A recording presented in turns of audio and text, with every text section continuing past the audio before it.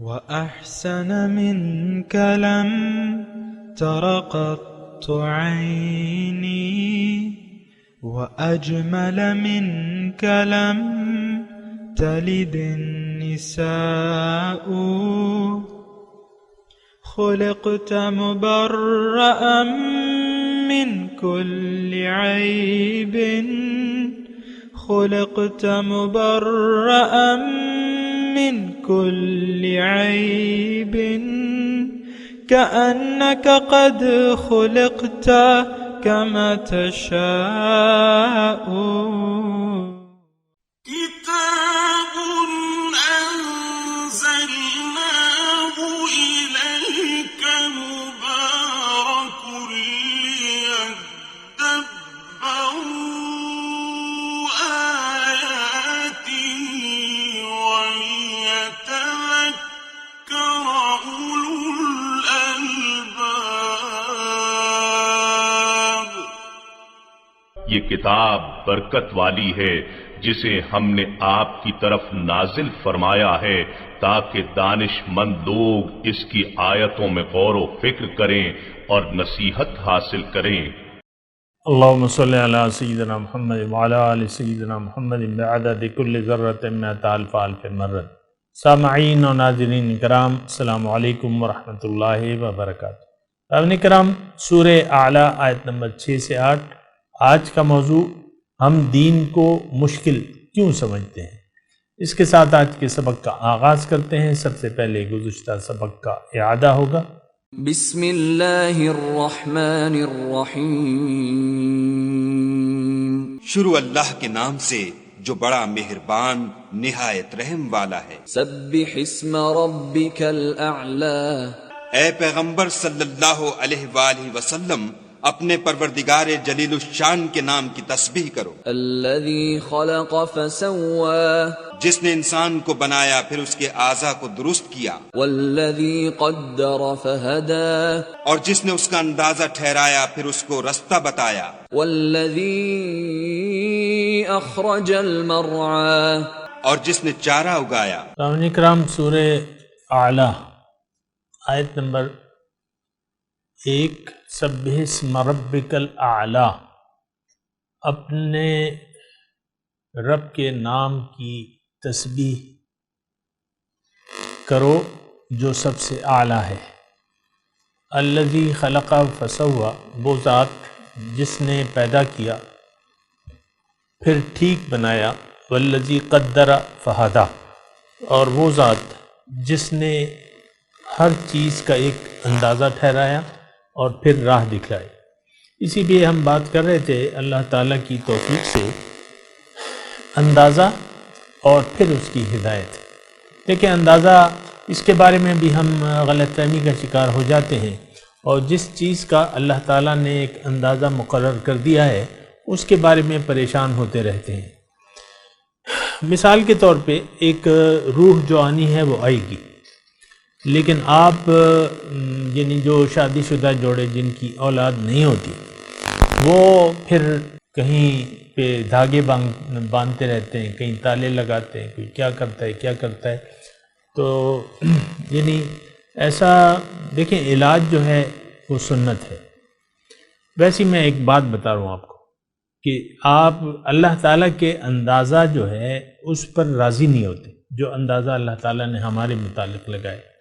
مثال کے طور پہ ہر چیز کا اندازہ ہے، شیر کتنے ہونے چاہیے، بلیاں کتنی ہونی چاہیے، اور یہ ساری چیزیں اللہ تعالیٰ نے ایک اندازہ مقرر کر دیا ہے، اور اس اندازے سے زیادہ نہیں ہوتا وہ کام۔ اولاد ہے وہ اندازے سے ہوگی، اللہ تعالیٰ نے واضح طور پہ لکھ دیا ہے، لیکن آپ اپنی خواہشات رکھتے ہیں۔ 4 لڑکے ہو گئے، ایک بیٹی چاہیے، 4 بیٹیاں ہو گئیں، ایک بیٹا بھی چاہیے۔ یہ آپ کی، میں ویسے یہ ایک اس سے ایک بات اتاروں۔ پھر آپ دیکھیں کہ جو تقدیر کا معاملہ ہے اس میں آپ کا رزق بھی اللہ تعالیٰ نے لکھ دیا ہے، اس کا ایک اندازہ لگا دیا ہے۔ نحن قسمنا بینہم معیشتہم فی الحیات الدنیا، میں نے دنیا میں ان کی معیشت تقسیم کر دی ہے، کوئی بادشاہ بنے گا، کوئی اس کا غلام بنے گا، یا اسی طرح۔ تو تو یہ اللہ تعالیٰ نے مقرر کر دیا ہے. آپ نے اس کو ایک ایشو بنا لیا ہے کہ نہیں میں اپنی تقدیر خود بناؤں گا. وہ کہتے ہیں نا آپ کی زبان میں سیلف میڈ، اس نے اپنے آپ کو خود بنایا ہے. سیلف میڈ کا یہی مطلب ہوتا ہے کہ بھئی یہ غریب تھا اور اس نے خود کوشش کی اور یہ خود امیر ہو گیا. انتہائی غلط جملہ ہے، ایسا نہیں ہے اور ایسا نہیں ہوتا.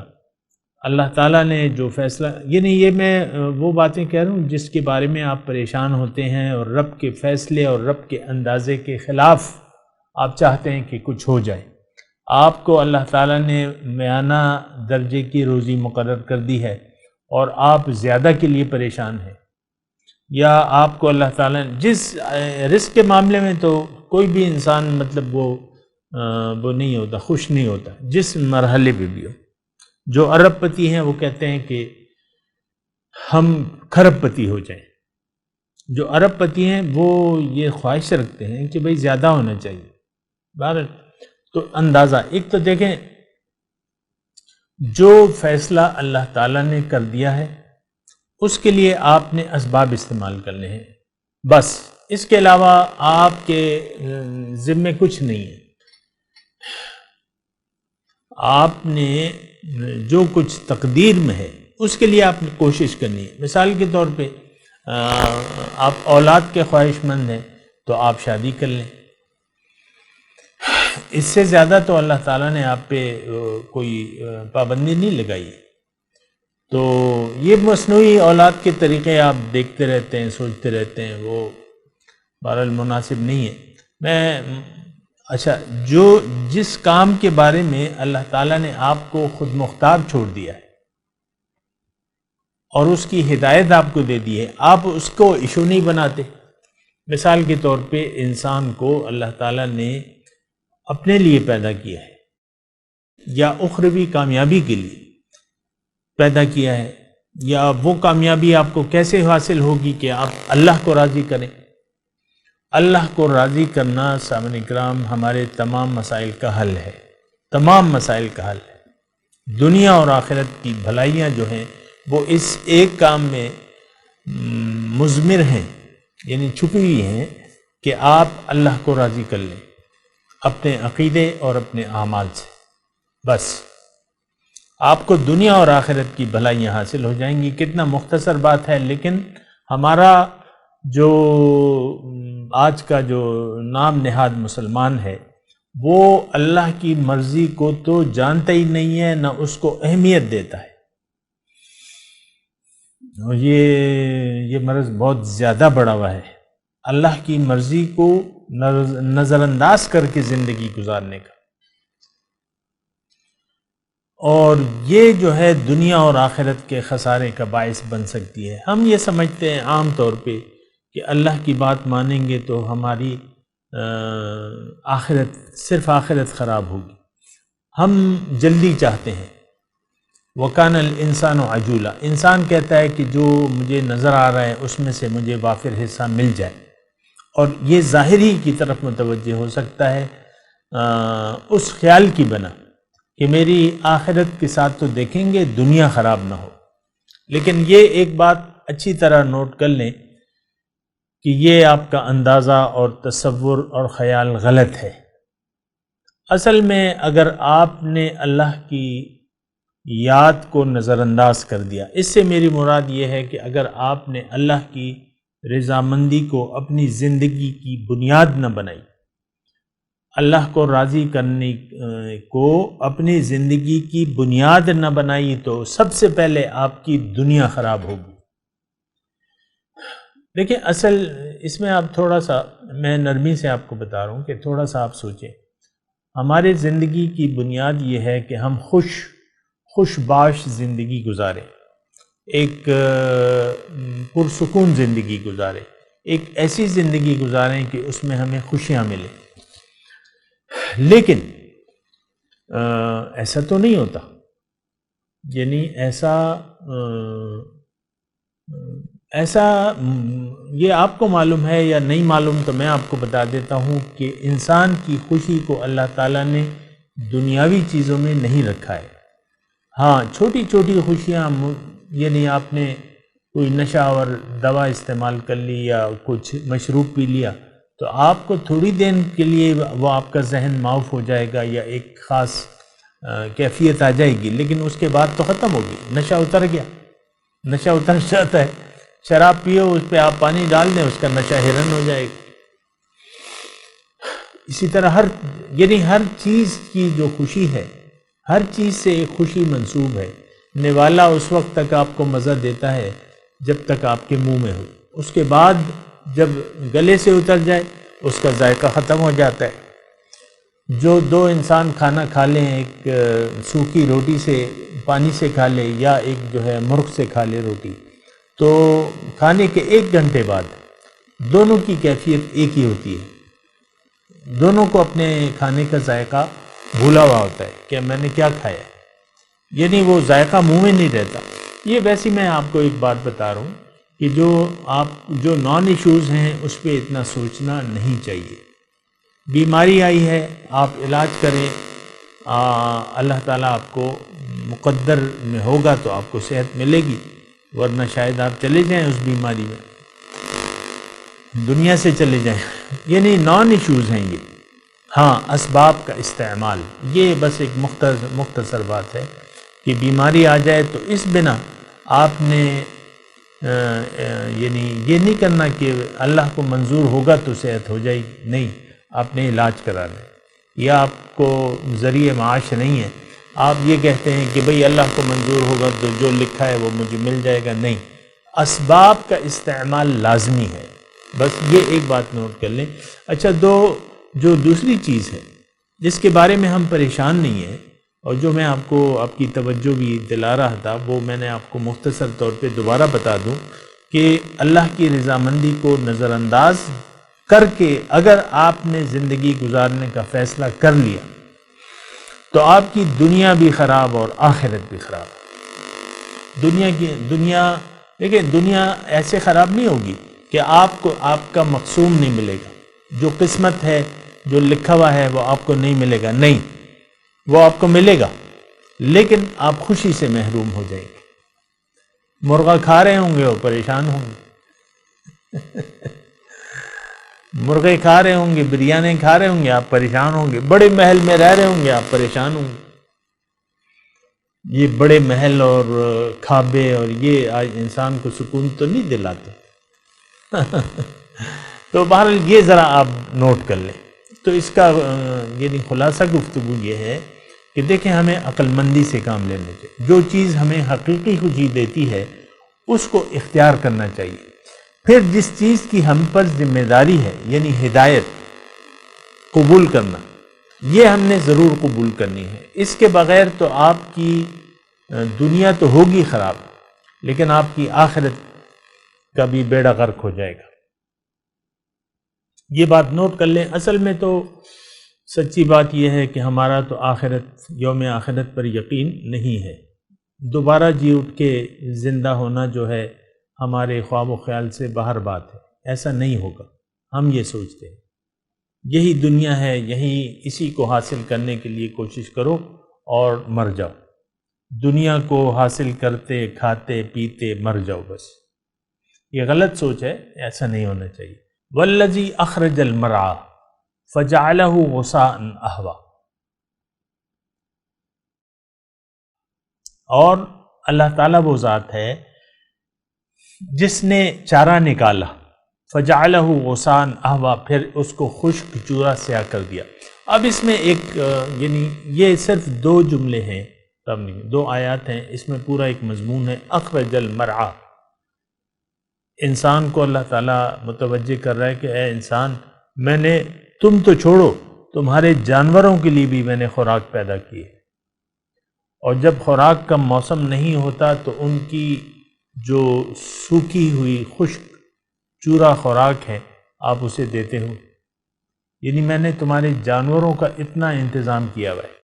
اخرج المرعى فجعلہ غثاء، خشک چورا سیاہ، غثاء احوا کا مطلب آپ دیکھتے ہیں عام طور پہ، میں بھی دیکھتا ہوں، آپ بھی دیکھتے ہیں، یہ گنے کے جو پتے ہوتے ہیں اس کو یہ خشک کر لیے جاتے ہیں، اور جو مکئی کی فصل ہوتی ہے، جہاں تک میرا وہ ہے نا، مکئی کی فصل ہے، اس سے آپ نے بھٹے اتار لیے اور باقی جو ہے آپ نے خشک کرنے کے لیے رکھ دیے، اس کو خشک کر لیا، تو پھر یہ ہوتا ہے کہ وہ جب موسم نہیں ہوتا تو اسی کو آپ یعنی مختلف چیزیں ملا کے اس سے چارہ بنا لیتے ہیں.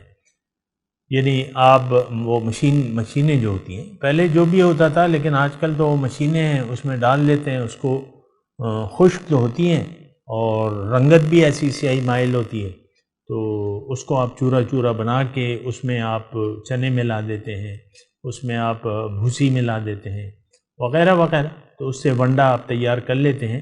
یعنی اللہ تعالیٰ یہ فرما رہے ہیں کہ اے انسان، تم تو تم ہو، تمہارے جانوروں کے لیے میں نے پورا انتظام کر رکھا ہے، اب تمہارے لیے میں جو انتظام کیا ہوا ہے ہدایت کا، اس کو تم نے ماننا چاہیے. یہ اس میں مضمون ہے. سنقرئک فلا تنسا، البتہ ہم آپ کو پڑھائیں گے پھر آپ نہ بھولیں گے. فلا تنسا الا ما شاء اللہ، لیکن جو اللہ چاہے. انہ یعلم الجہر وما یخفی، بے شک وہ ہر ظاہر اور چھپی بات کو جانتا ہے. وَنُيَسِّرُكَ لِلْيُسْرَى، اور ہم آپ کو آسان کر دیں گے. آسان بات یعنی جو آسان بات ہے اس کو سمجھنے کی یا توفیق دیں گے اور اس کی ہدایت دیں گے آپ کو، یعنی آسان راستہ مزید آسان کر دیں گے. بہرحال یہ جو اس کا پہلا حصہ ہے وہ تو سنقرئک فلا تنسا، ہم آپ کو پڑھائیں گے اور آپ پھر نہ بھولیں گے. یعنی یہ اللہ تعالیٰ نے، دیکھیں یہ ہدایت جو ہے، اس میں یہ ہمارے لیے نقطہ یہ ہے کہ جو ہدایت ہے وہ اللہ تعالیٰ کی طرف سے ہے. یہ پیغمبر تو صرف ہمیں پہنچانے والے ہیں، بلاغ ہے، ان کے ذمے بلاغ ہے، پہنچانا ہے. اصل ہدایت جو ہے وہ اللہ تعالیٰ کی طرف سے ہے. سنقرئک، ہم آپ کو پڑھائیں گے اور پھر آپ اسے نہیں بھولیں گے.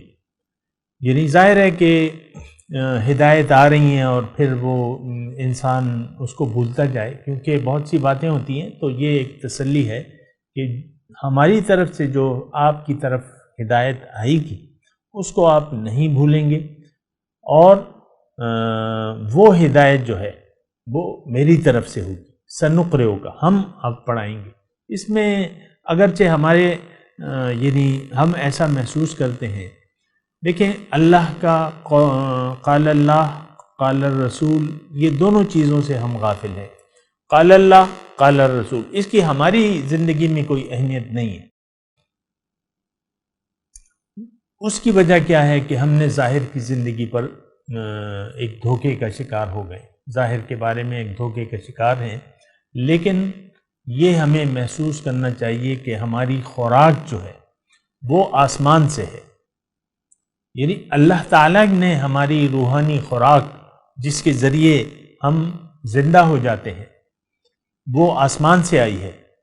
اللہ تعالیٰ نے قرآن میں فرمایا کہ استجیبوا للہ وللرسول اذا دعاکم لما یحییکم، اے لوگو تمہیں تو زندگی چاہیے، اور تم اگر خوراک نہیں استعمال کرو گے تو تم مر جاؤ گے.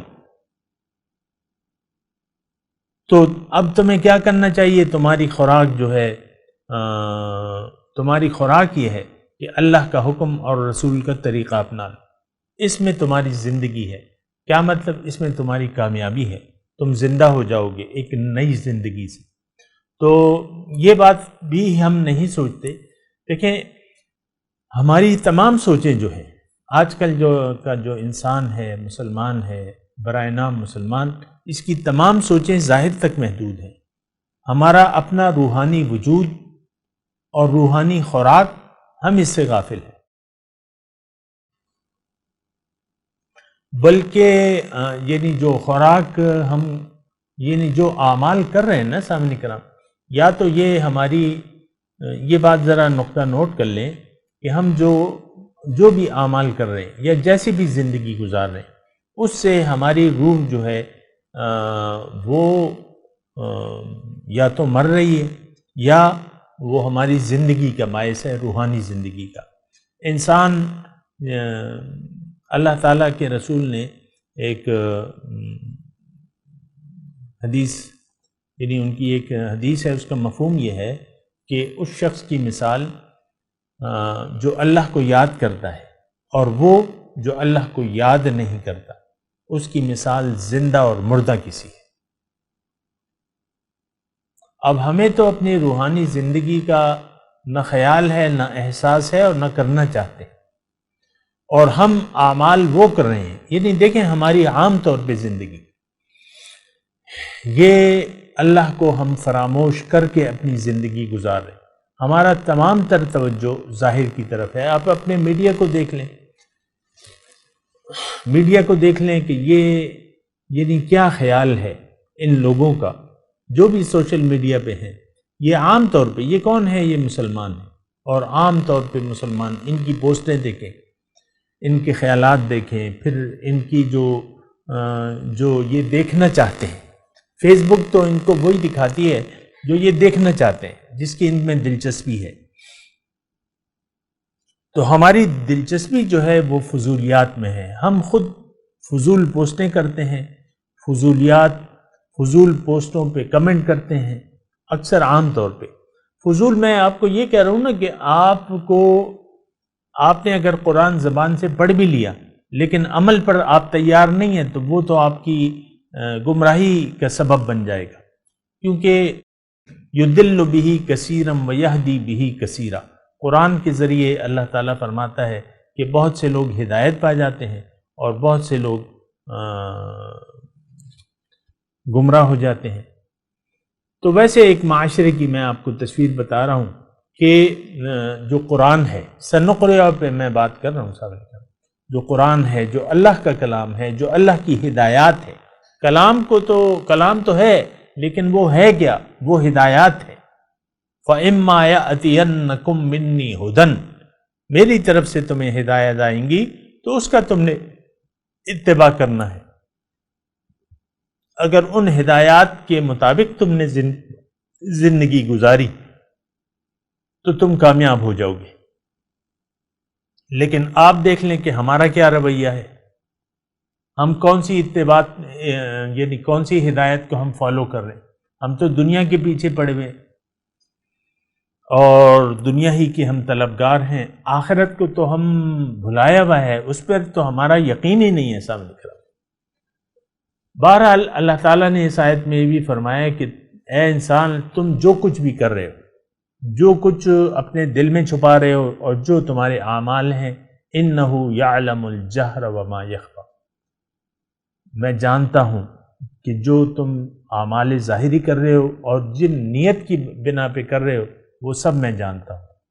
وَنُيَسِّرُكَ لِلْيُسْرَى، اللہ تعالیٰ فرما رہا ہے کہ میں تمہیں آسان راستہ اور آسان کر دوں گا۔ اللہ یعنی آسان طریقے کی توفیق دیں گے، یہ بھی اس کا ترجمہ ہو سکتا ہے کہ ہم تمہیں آسان طریقے کی توفیق دیں گے۔ دیکھیں دین اسلام جو ہے، ایک بات نوٹ کر لیں، ہم عام طور پہ دین کو مشکل سمجھتے ہیں،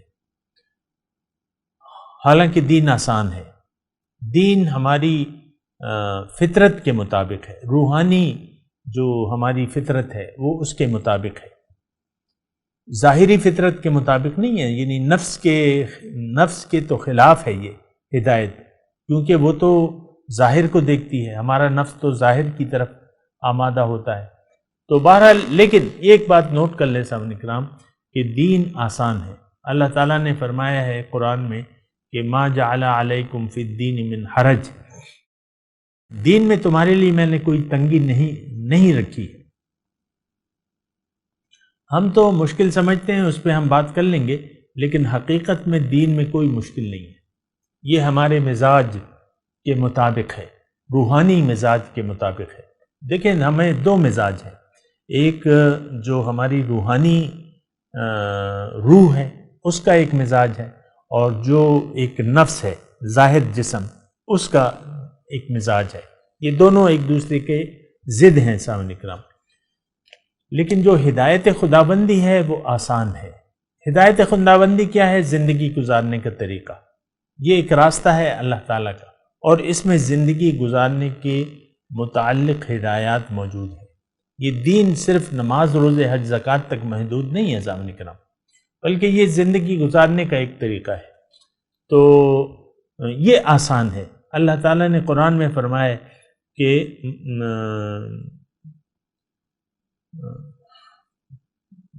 وہ ہے نا کہ یرید اللہ بکم الیسر ولا یرید بکم العسر.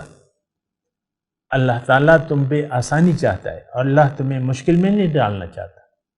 یہ اللہ تعالیٰ کا ایک، دیکھیں اللہ تعالیٰ ہمارا رب ہے اور ہمیں اس نے آسانی مہیا فرمائی ہے. یہ دین جو ہے الدین یسر سہلۃ بیضا، رسول صلی اللہ علیہ وسلم فرماتے ہیں کہ دین آسان ہے اور سہل ہے اور روشن ہے. دین میں کوئی مشکل نہیں. اور تو یہ ایک بات جو ہے ذرا نوٹ کر لیں. ہم تو مشکل سمجھتے ہیں، ہمارے لیے مشکل ہے. اس کی وجہ کیا ہے؟ اس کی وجہ یہ ہے کہ ہم تو اپنی نفسانی خواہشات کے غلام ہیں. ہم نے اپنے خواہشات نفس کو اپنا معبود بنا لیا ہے. اب خواہشات نفسانی تو کبھی آپ کو اجازت نہیں دیں گی کہ آپ رب کو منزل بنا لو، یعنی غیر حسی چیزوں کو آپ منزل بنا لو. اس نفس کی تو سمجھ میں نہیں آتا یہ بات. تو ہم ایک غلط فہمی کا شکار ہو چکے ہیں، اور ہم نے ہمارا معبود اصل میں نفس ہے. تو نفس کو تو یہ گوارا نہیں ہے. نفس کہتا ہے میں اور میرے سوا کوئی بھی نہیں، انا ولا غیری. یہ آپ دیکھ لیں ہر انسان جو ہے یہی آواز لگاتا رہتا ہے کہ میں اور میرے سوا کوئی بھی نہیں. تو بہرحال یہ باتیں جو ہے یہ آپ کو سوچنی ہوں گی اور سمجھنی ہوں گی. میں تلاوت کرتا ہوں، میرے ساتھ دہرائیے. اعوذ باللہ من الشیطان الرجیم، بسم اللہ الرحمن الرحیم.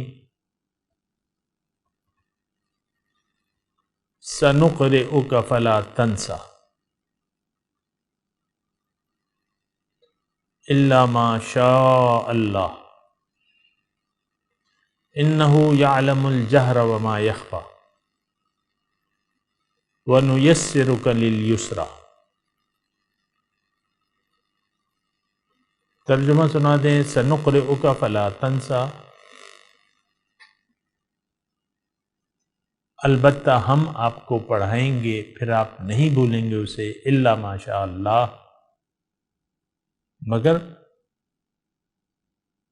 جو اللہ چاہے. إِنَّهُ يَعْلَمُ الْجَهْرَ وَمَا يَخْفَى، بے شک وہ ہر ظاہر اور چھپی بات کو جانتا ہے. وَنُيَسِّرُكَ لِلْيُسْرَى، اور ہم آپ کو آسان شریعت کے سمجھنے کی توفیق دیں گے. اب ان آیات کی تلاوت اور ترجمہ. سَنُقْرِئُكَ فَلَا تَنْسَى، We will make you read, so do not forget. إِلَّا مَا شَاءَ اللَّهُ إِنَّهُ يَعْلَمُ الْجَهْرَ وَمَا يَخْفَى. Except what God wills. He knows what is declared and what is hidden. وَنُيَسِّرُكَ لِلْيُسْرَى، We will ease you into the easy way. اس کے ساتھ ہی آج کے درس کا وقت اختتام کو پہنچا. انشاءاللہ اگلے درس میں پھر ملاقات ہوگی. وآخر دعوانا ان الحمد للہ رب العالمین. والسلام علیکم ورحمۃ اللہ وبرکاتہ.